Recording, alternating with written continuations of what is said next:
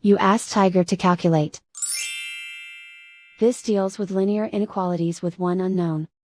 The final result is x greater than 23 over 5 greater than 43 over 5.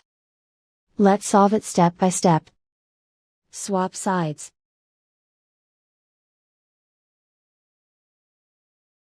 Group all constants on the right side of the inequality.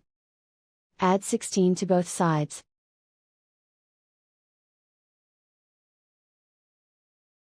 Simplify the arithmetic.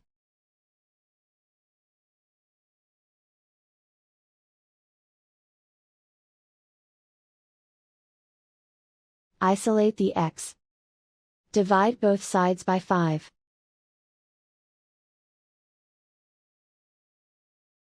Simplify the fraction.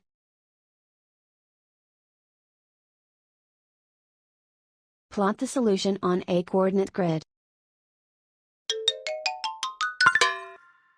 And so the final result is x greater than 23 over 5 greater than 43 over 5.